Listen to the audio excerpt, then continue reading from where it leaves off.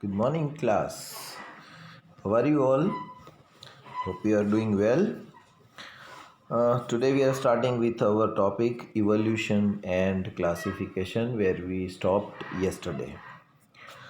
Evolution and classification. Evolution मतलब उसके अंदर क्या क्या चेंजेस हो गए, है ना, जो पहले थे evolved, just like in yesterday's example I gave you कि भाई आप कुछ साल अपने गांव में रह रहे थे, फिर कुछ साल आप बाहर चले गए, राइट। फिर जब वापस आते हो तो आप देखते हो कि आपके घर का रास्ता था वो पक्की सड़क में चेंज हो गया, डबल रोड हो गए, लाइट ट्रैफिक सिग्नल्स लग गए, फ्लाईओवर ऊपर से निकल रहा है। तो ये सब इवोल्यूशन हो गया आपके एरिया का, है ना।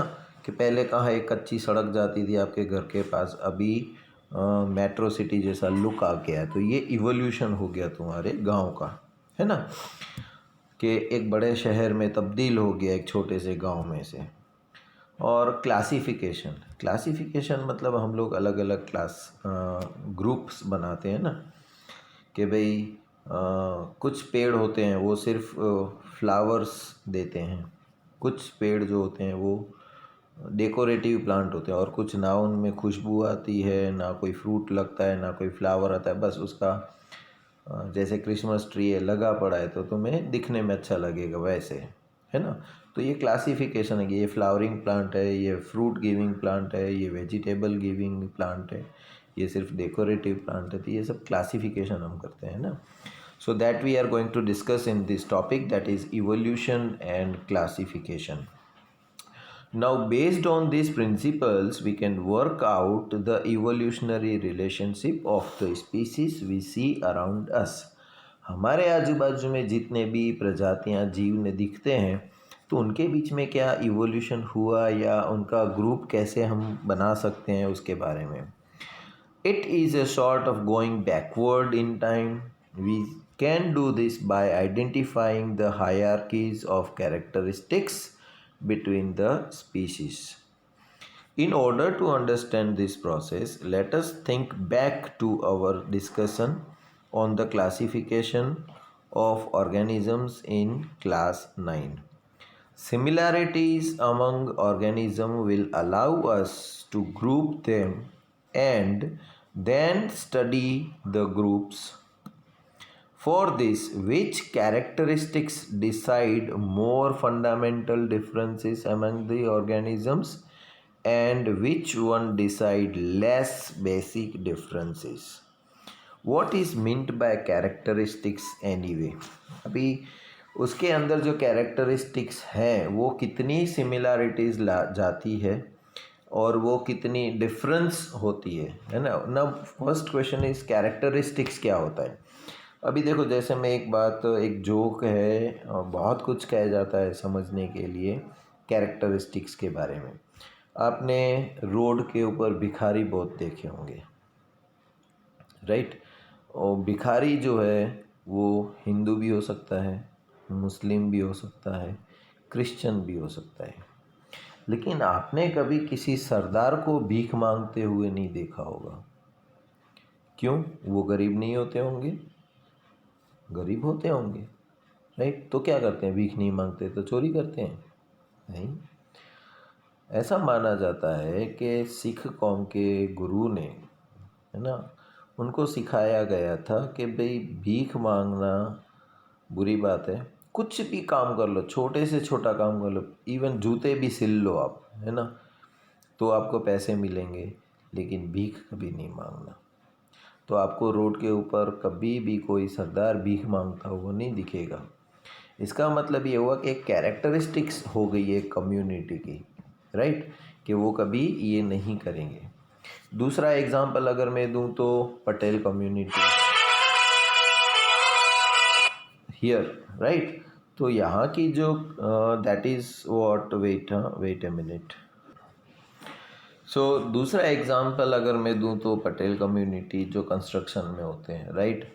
तो वो कम्युनिटी का ऐसा मानना है कि भाई, वैसे तो सबका मानना होता है लेकिन मैंने खुद पर्सनली देखा हुआ इसलिए बोल रहा हूँ कि आप जो काम कर रहे हो, राइट, आपको जिसने काम दिया है वो व्यक्ति वहाँ पर हाज़िर मौजूद नहीं होगा तो भी जो टाइम आवर्स ड्यूटी के फिक्स हैं वो उस टाइम पे काम ही करेंगे, बैठे नहीं रहेंगे बहाना बना के कि भाई ये नहीं है तो अब क्या करें, राइट, ये कर दो पहले फिर हम आगे काम करेंगे। वो बैठे नहीं रहेंगे, एक काम अटक रहा है तो दूसरा काम हो सकता है तो वो दूसरे काम पे लग जाएंगे, राइट, लेकिन मुफ्त में ऐसे बैठे नहीं रहेंगे। दूसरा, जो काम करेंगे वो 100% एफिशिएंसी से करेंगे, ऐसे नहीं कि जल्दी जल्दी कैसे बिगाड़ के भी बस पूरा करना है।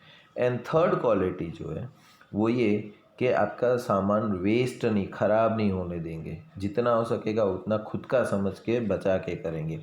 तो सोचो, आप अगर किसी को काम के ऊपर रखते हो, वो इतनी चाव से काम करेगा कि आपको खड़े रहने की भी ज़रूरत नहीं है, वरना आधा घंटा तो चाय पानी पीने में लगा देंगे, बीड़ी पीने में लगा देंगे, ये सब में टाइम वेस्ट करेंगे। तो टाइम वेस्ट नहीं करेंगे, आपका मटेरियल वेस्ट नहीं करेंगे और काम भी अच्छी क्वालिटी का करेंगे। तो जब भी कोई कंस्ट्रक्शन का काम यहाँ पर देता है तो पहले प्रिफर्ड करता है कि वो पटेल हो, उसी को काम दे, भले महंगा पड़ेगा लेकिन संतोष मिलेगा। तो एक कैरेक्टरिस्टिक्स बन गई है, राइट ना, कि भाई कंस्ट्रक्शन देना है तो पहले इनको ही देना है, बाकी अगर नहीं मिलते तो फिर देखा जाएगा। ऐसे नहीं कि दूसरे लोग ऐसे ईमानदारी से काम नहीं करते हैं, लेकिन इनकी एक जिस रेपुटेशन बन गई है ना, तो ये कैरेक्टरिस्टिक्स बन जाता है हमारा, right. So characteristics are details of appearance और बिहेवियर, अपीयरेंस का या बिहेवियर का, अ पर्टिकुलर फॉर्म और अ पर्टिकुलर फंक्शन। अभी आपको मैं एग्जांपल से समझाऊंगा। That we have 4 limbs is this a characteristics, हम सबके 4 लिम्स, हाथ होते हैं, है ना, तो हाथ तो हमारे भी हैं, गिलहरी के भी हैं, राइट, गरोड़ी होती है उसके भी होते हैं, मगर होता है उसके भी होते हैं, बर्ड्स होते हैं उसके भी होते हैं। तो फ़र्क क्या है? दूसरा, that plants can do photosynthesis is also a characteristics, तो प्लांट भी जो हैं उसकी कैरेक्टरिस्टिक्स क्या है जो दूसरों में नहीं है, कि दूसरा कोई भी लिविंग ऑर्गेनिज्म फोटोसिंथेसिस नहीं कर सकता, सिर्फ प्लांट्स ही कर सकते हैं। ऐसे प्लांट जो फोटोसिंथेसिस कर सकते हैं उसको ही प्लांट्स बोलेंगे। तो फोटोसिंथेसिस प्रोसेस जो है वो एक कैरेक्टरिस्टिक्स बन जाता है। So some basic characteristics will be shared by most organisms, है ना, some basic characteristics will be shared by most organisms. अभी देखो, दूसरा एक एग्जांपल दे रहा हूँ कि सुबह उठ के नाश्ते में, राइट, जो आदमी को जलेबी गांठिया चाहिए वो 99% गुजराती होगा, राइट, कि भाई अब दुनिया में कहीं पर भी जाओ और देखो कि सुबह नाश्ते में वो जलेबी गांठिया खा रहा है तो तुरंत आप सोच सकते हो ये गुजराती होगा, है ना। So most of the organism is shared. The cell is the basic unit of life in all the organism, तो सारे ऑर्गेनिजम्स कोई भी ले लो आप, राइट, प्लांट्स, बर्ड्स, इंसेक्ट्स, उन सबकी बेसिक जो है यूनिट जो है वो है cell. The characteristics in the next level of classification would be shared by the most but not all the organisms. A basic characteristics of cell design that differs from different organism is whether the cell has a nucleus. तो दो प्रकार के shell मिलेंगे तुम्हें, एक cell के अंदर nucleus है या दूसरे के अंदर न्यूक्लियस नहीं है, right. Bacterial cells do not, bacteria जो होते हैं उसके सेल के अंदर न्यूक्लियस नहीं होता है, while the cells of most other organisms do, बाकी सब जितने मोस्टली जो ऑर्गेनिजम्स हैं उन सब के सेल के अंदर न्यूक्लियस तो होगा। Among organisms with nucleated cell, जो भी ऑर्गेनिज्म है जिसके अंदर सेल है, जिसके अंदर न्यूक्लियस है, उसमें भी क्या, which ones are unicellular and which ones are multicellular, तो कोई कोई जो है वो यूनिसेल्यूलर ऑर्गेनिज्म होंगे और कोई कोई जो है वो मल्टी सेल्यूलर ऑर्गेनिज्म होंगे, okay. That property marks a very basic difference in the body design because of specialization of the cell types and tissues. तो जो मल्टी न्यूक्लियस जिनके अंदर मल्टी सेल है, राइट, उनकी बॉडी के कुछ सेल्स जो होते हैं वो कुछ टाइप के टिश्यू बनाते हैं। जैसे हमारी आँख में भी सेल है और हमारे हाथ में भी सेल है। तो आँख का सेल देखने का काम करता है, तो हाथ का सेल है वो भी देखने का काम करना चाहिए कि नहीं, क्योंकि इसमें भी सेल है लेकिन इनका फंक्शन अलग है। भले ना सेल है, भले उनके अंदर न्यूक्लियस है, right. So because of the specialization of the cell types and tissues among multicellular organisms, whether they can undertake the photosynthesis or not will provide the next level of classification. अभी आप बोलोगे कि ये तो multi cellular organism है। Okay, multi cellular organism है, लेकिन क्या वो फोटोसिंथेसिस कर सकता है? अगर कर सकता है तो हम उसको प्लांट्स बोलेंगे, अगर नहीं कर सकता है तो वो प्लांट्स नहीं है, दूसरा कोई जानवर है, दूसरा कोई एनिमल है, दूसरा कोई ऑर्गेनिज्म है। फिर whether the skeleton is inside the body और around the body will mark another fundamental design difference. अभी कभी कभी क्या होगा कि स्केलेटन, हमारी हड्डियां कहाँ होती है, हमारा बॉडी का स्ट्रक्चर ऐसा किसके वजह से है? सोचो अगर हमारे बॉडी के अंदर से हड्डियां निकाल ली जाए, है ना, स्केलेटन पूरा निकाल लिया जाए, तो हमारी बॉडी का शेप क्या होगा? एकदम रबड़ के जैसा। हाथ ऐसे रह ही नहीं सकता, ऐसे मूवमेंट भी नहीं कर सकता। वो च्युइंग गम कैसे आती है, ऐसे दबाओ तो ऐसे होगी ना, ऐसे खींचो तो ऐसी होगी। तो विदाउट बोन्स हमारी बॉडी का कोई स्ट्रक्चर ही नहीं होगा। तो किसी किसी के अंदर स्केलेटन जो है वो बॉडी के अंदर होगा और किसी किसी में स्केलेटन बॉडी के बाहर होगा। वो भी एक डिज़ाइन डिफरेंस बन जाता है। We can see that even in these few questions that we have asked, a hierarchy is developing that allows us to make classification groups. The more characteristics two species will have in common, the more closely they are related. अभी दो organism की characteristics जो है वो बहुत मिलती जुलती है, राइट, तो हम उसको बोल सकते हैं कि ये एक दूसरे से रिलेटेड है। फॉर एग्ज़ाम्पल, मॉर्निंग में उठने के बाद अगर कोई चाय या कॉफ़ी मांगता है, राइट, तो वो 70-80% इंडियन बोल सकते हो। बाकी के अदर कंट्रीज़ में सुबह चाय पीना इतना ज़रूरी नहीं है, एवरीडे भी नहीं होता है मॉर्निंग टी, राइट। जूस पीते हैं या सैंडविच खाएंगे या ब्रेकफास्ट करेंगे, लेकिन चाय इम्पोर्टेंट नहीं। लेकिन इंडिया में सुबह सुबह मॉर्निंग में नाश्ते में चाय तो होनी ही चाहिए, राइट। सो अगर दो इंडिविजुअल की कॉमन कैरेक्टरिस्टिक निकलती है कि मॉर्निंग में उसको नाश्ते में चाय ही चाहिए, तो वो इंडियन हो सकता है। और चाय के साथ जलेबी गांठिया चाहिए तो वो दोनों गुजराती हो सकते हैं, राइट। ये भी एक बात है। और अगर, right, and more closely they are related, the more recently they will have had a common ancestor, तो उनके नज़दीक का कोई एक एंसेस्टर वो उनकी कॉमन कड़ी बनेगा उनके बीच में, राइट। जैसे मैंने वो समझाया था कि दो भाई बहन है, राइट, कज़िन्स है, राइट, तो उनके मम्मी पापा और कज़िन के मम्मी पापा वो दोनों आपस में भाई बहन या दोनों बहनें हो सकती है, तो उनका वो कॉमन एंसेस्टर हुआ, राइट। जैसे दादा हैं तो दादा के बेटे यानी कि हमारे पापा, और चाचा या ताऊ का लड़का, उनके पापा चाचा या ताऊ और उनके पापा हमारे दादा। तो दादा जो है वो कजिन्स में और हमारे बीच में कॉमन एंसेस्टर का काम करते हैं। An example will help. The brother and a sister are closely related. They have common ancestors in the first generation before them. Their parents, a girl and her first cousin, are also related, but less than the girl and her brother.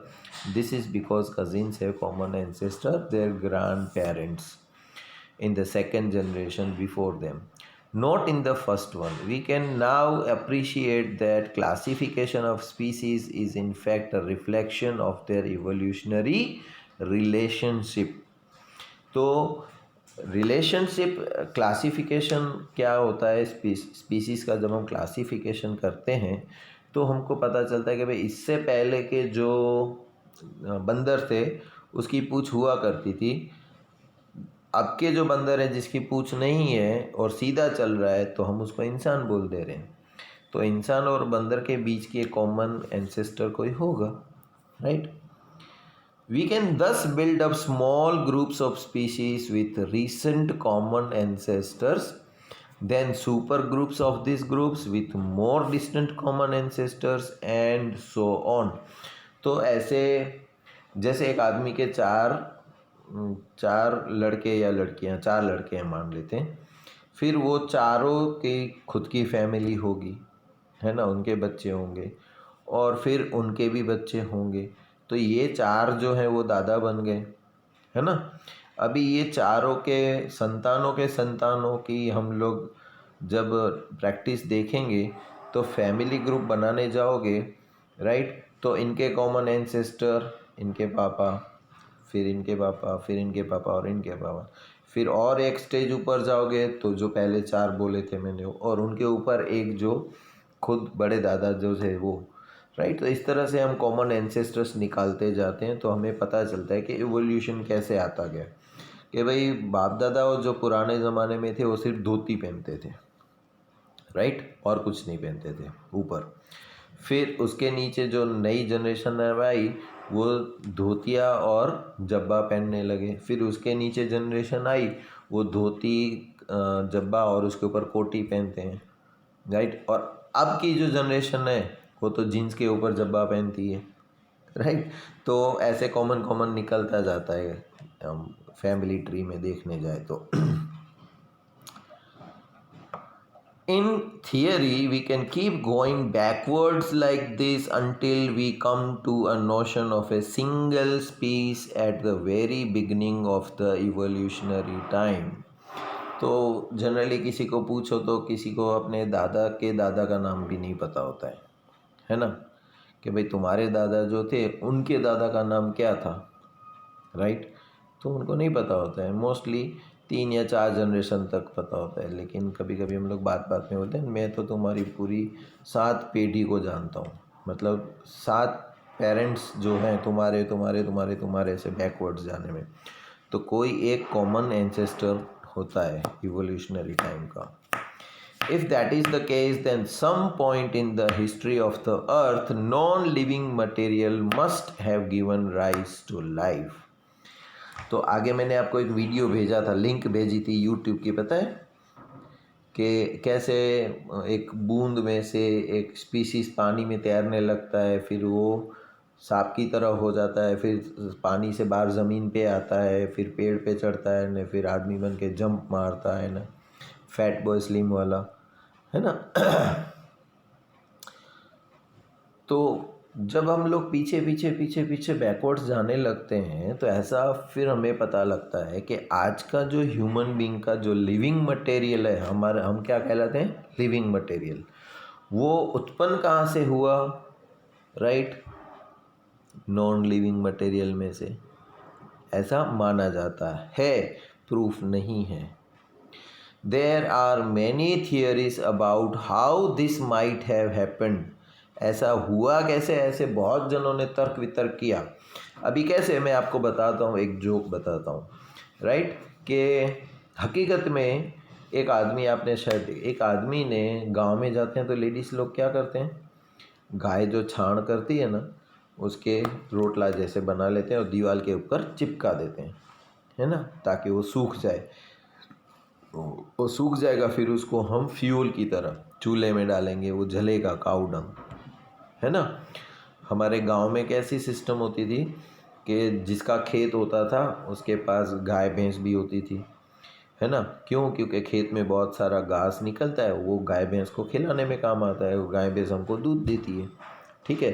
फिर गाय गोबर भी करती है, तो गोबर करती है तो गोबर में से गैस भी बनाने में काम आता है, प्लस में उनका गोबर जो होता है उनका हम काऊ डंग केक जिसको बोलते हैं, छाना, वो बनाते हैं जब होली में जलाते हैं ना जो वो। तो गांव की औरतें क्या करती है, गाय जब पोदरा कर देती है तो वो उठा के दीवार के ऊपर चिपका देते हैं सूखने के लिए, है ना। तो कोई एक आदमी ऐसे जो किए, कोई एक आदमी है ना वो देख रहा था यूँ, तो दूसरा आदमी जाके बोलता है इतनी गहराई से ये क्या यहाँ पर निरीक्षण कर रहा है, क्या देख रहा है इतनी। तो बोलता है मैं सोच रहा हूँ गाय ने दीवार के ऊपर चढ़ के गोबर कैसे किया। क्यों? क्योंकि उसको पता ही नहीं है कि ये कैसे कर रहे हैं। तो वो जो देख रहा है दीवार के ऊपर एकदम टॉप के ऊपर, तो वो थियरी लगा रहा है कि गाय पहले दीवार के ऊपर चढ़ी होगी फिर गोबर किया होगा। लेकिन हकीकत ऐसा होता है नहीं होता है ना। लेकिन उसकी थियरी जो है आप उसको गलत नहीं बोल सकते हो कि वहाँ पर अगर छाण पड़ा है तो ऑब्वियसली अपने आप तो नहीं पहुँचा होगा, तो गाय ही गई होगी। तो उसकी थियरी भी सही है, लेकिन कब तक सही है? जब तक कि कोई दूसरा प्रूफ तुम्हें नहीं मिल जाता है।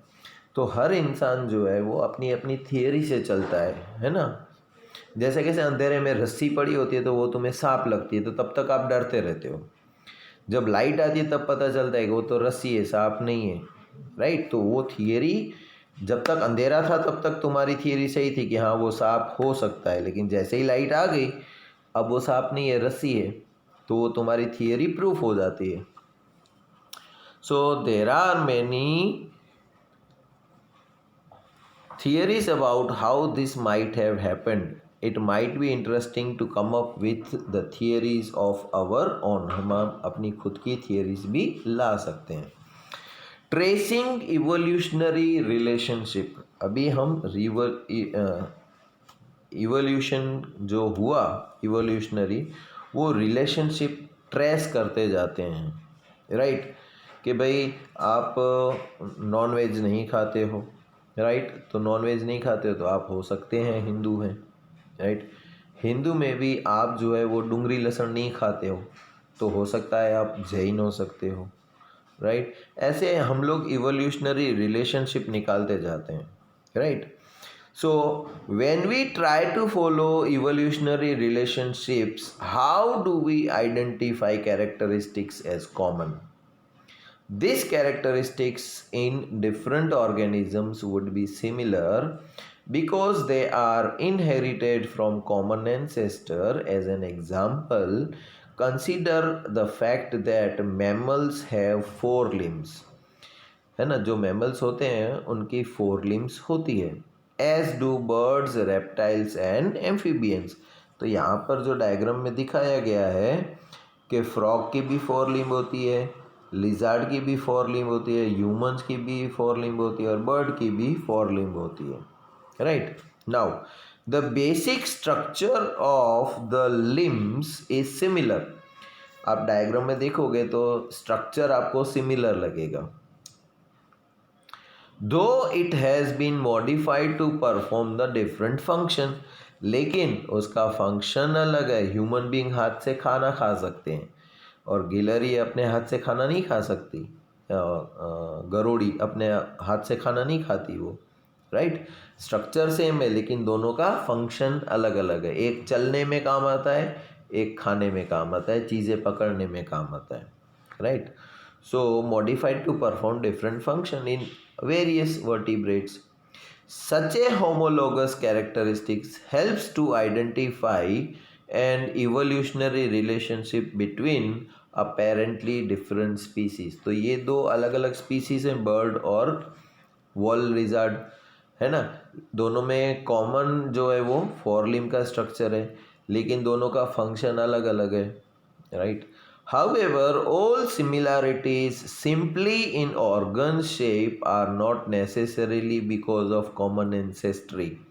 तो सिर्फ बॉडी स्ट्रक्चर जो है वो कॉमन एंसेस्ट्री का वो नहीं है कि भाई इन दोनों का देखो शेप एक जैसा ही लगता है तो इंसान और बंदर जो है उसको बैकवर्ड क्लासीफाई या ट्रेस करने जाओगे तो कॉमन एंसेस्टर तुम्हारा निकलेगा क्योंकि स्ट्रक्चर सेम है।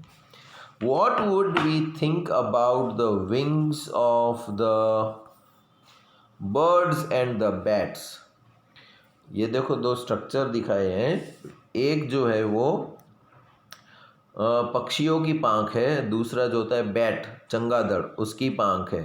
अब दोनों में फ़र्क क्या है देखो, birds and bats have wings, दोनों की पंख तो होती है, but squirrels and lizards do not have, और स्क्विरल्स और लिजार्ड की होती नहीं है, लेकिन फिर भी वो एक ही एंसेस्टर्स में आते हैं. So are birds and the bats more closely related to each other than to squirrels और लिजार्ड. तो क्या बर्ड्स जो हैं वो चमगादड़ से मिलते जुलते फैमिली के हैं? Before we jump to this conclusion, let us look at the wings of the birds and the bats more closely. अगर ये सोचने जाए या कंक्लूजन निकाले उससे पहले हम थोड़ा सा देख लेते हैं क्लोजली दोनों की विंग्स को. When we do that, we find that the wings of the bats are skin. तो बैट की जो विंग्स होती है ना वो एक्चुअली में स्किन होती है, right? Stretched mainly between the elongated fingers. यहाँ पर आपको जो इलोंगेटेड फिंगर्स दिखती है वहाँ तक उसकी स्किन चिपकी हुई होती है ना.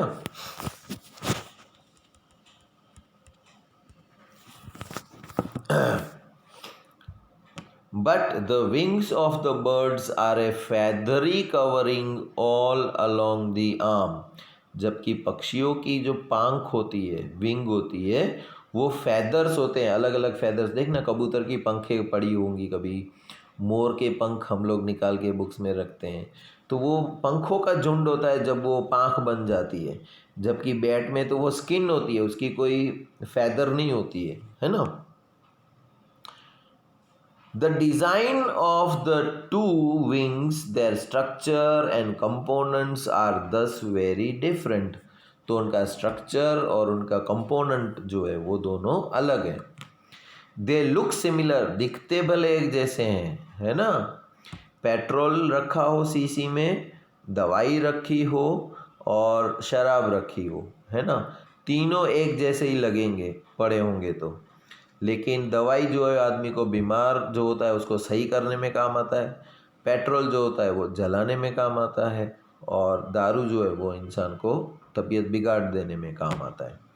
भले दिखते एक जैसे लेकिन सबका फंक्शन अलग अलग है.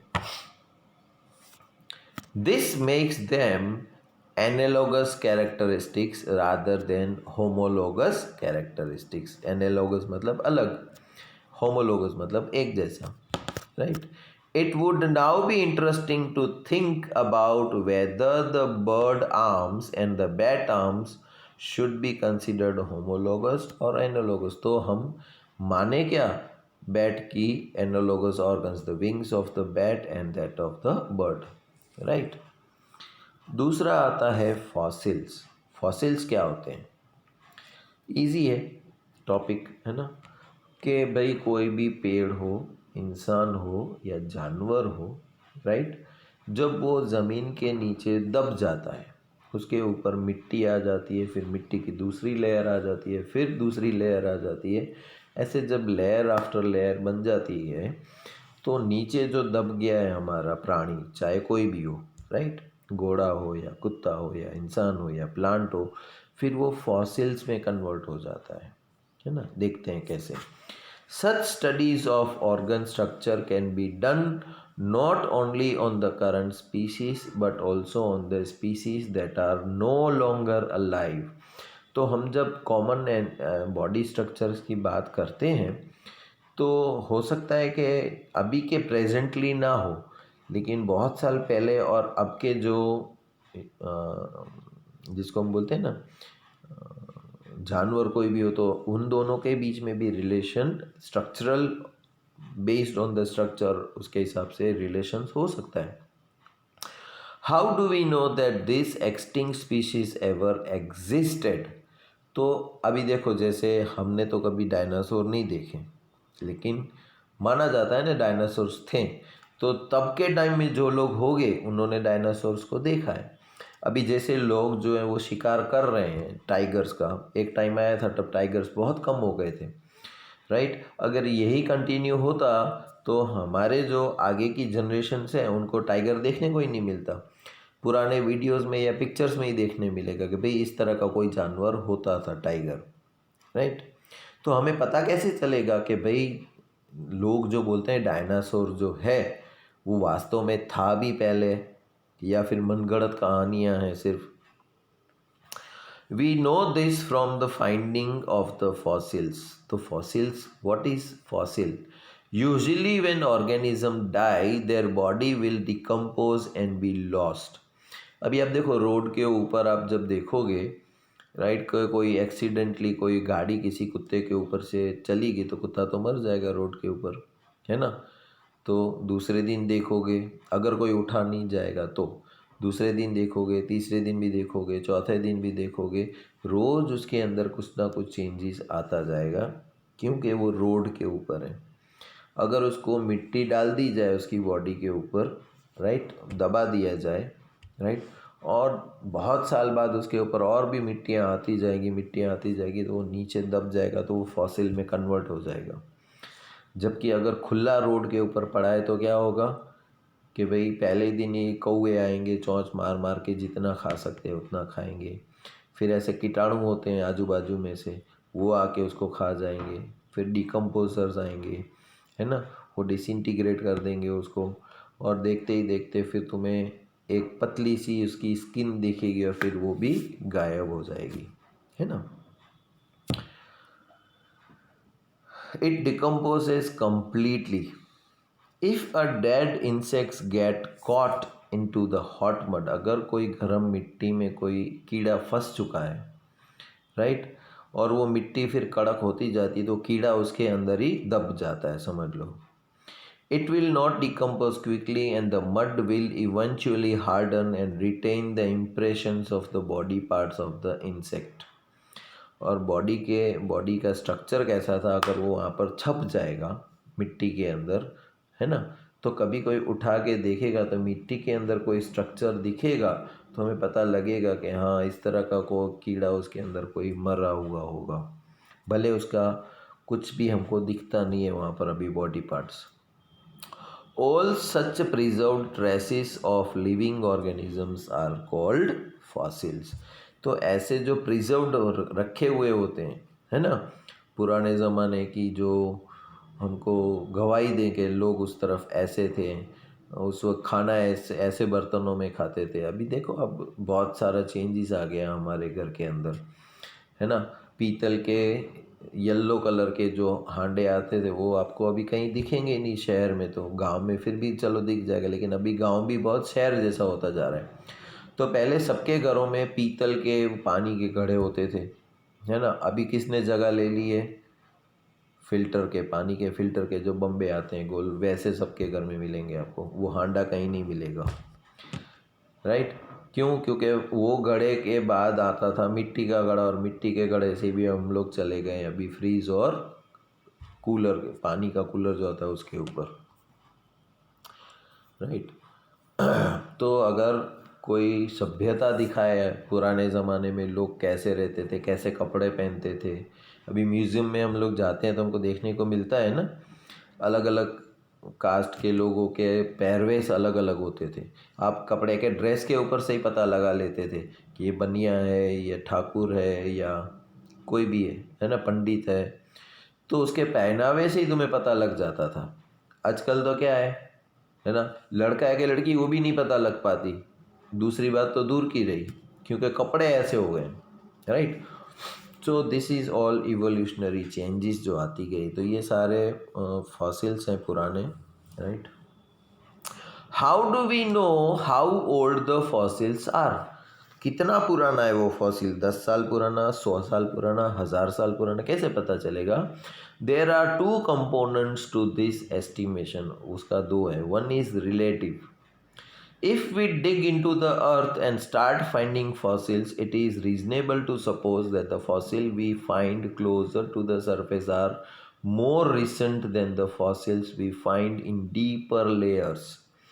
अगर आपने 100 फीट ज़मीन खोदी और वहाँ से कुछ निकल आया तो आप पता लगा सकते हो कि बहुत साल पुरानी बात नहीं है, बस अभी थोड़े टाइम पहले ही वो दब गया होगा इस लेयर के नीचे। लेकिन आप 100, 150, 200 फुट खोदो और फिर आपको पता चले नीचे से निकला है, तो ऑब्वियसली आपको पता चलेगा कि ये बहुत साल पुराना है ना, क्योंकि बहुत की लेयर के नीचे से हमको मिला है। The second way of dating fossil is by detecting the ratio of different isotopes of the same element in the fossil material.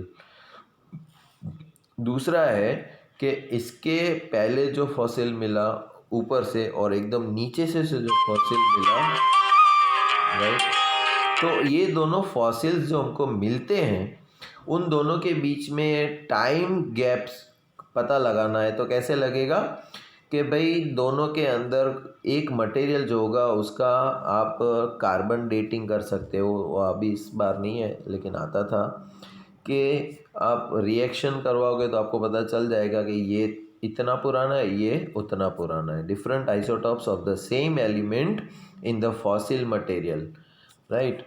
देखो यहाँ पर फोटो वाइज आपको सिखाया गया है कैसे, how do fossils form layer by layer. Let us start 100 million years ago. Some invertebrates on the seabed die. सी के ज़मीन के ऊपर कुछ वर्टिब्रेट्स डेथ हो गए and are buried in the sand, फिर उसके ऊपर मिट्टियाँ आ गई। More sand accumulates and sandstones formed under pressure, फिर उसके ऊपर मिट्टी पड़ती गई और वो मिट्टी के प्रेशर से बनता गया। Millions of years later dinosaurs living in the area die, अगर डायनासोर्स मर जाते हैं वहाँ पर जो रह रहे थे, and their bodies too are buried in the mud, और उनकी बॉडीज भी उसी मिट्टी के अंदर दब दी गई। This mud is also compressed into a rock, और वो मिट्टी भी एक रॉक बन गई now. Above the rock containing the earlier vertebrates of the fossils, है ना। तो पहले जो रॉक हम खोदेंगे तो हमें क्या मिलेगा, डायनासोर्स मिलेगा, और फिर नीचे की ज़मीन खोदेंगे तो क्या मिलेगा, जो वर्टिब्रेट्स पहले मर चुके थे वो मिलेंगे हमको, right. Again millions of years later the bodies of the horse like creatures dying in the area are fossilized into rocks about their earlier rocks, और कोई घोड़े जैसा जानवर जो था वो मर गया, राइट, उसके ऊपर भी मिट्टी आती गई और ऊपर रॉक बन गया, तब क्या होगा, much later by erosion of the water और वाटर फ्लो, अगर ज़मीन के ऊपर तेज़ पानी का बहाव आया तो ऊपर की पहली लेयर परत जो है वो खुल गई और ऊपर घोड़ा हमको दिख गया, फिर घोड़े के नीचे डायनासोर भी है, डायनासोर के नीचे वर्टिब्रेट्स भी हैं दूसरे। सो washed away of the rock and exposes the horse-like fossil. As we dig deeper, we will find older and older fossils. तो ऐसे ज़मीन जितना हम खोदते जाते हैं तो हमको फिर वो स्ट्रक्चर्स आफ्टर स्ट्रक्चर्स मिलते जाते हैं। अभी ये टॉपिक है इवोल्यूशन बाय स्टेजेस, ये हम कल पढ़ेंगे, राइट। तब तक के लिए goodbye and take care.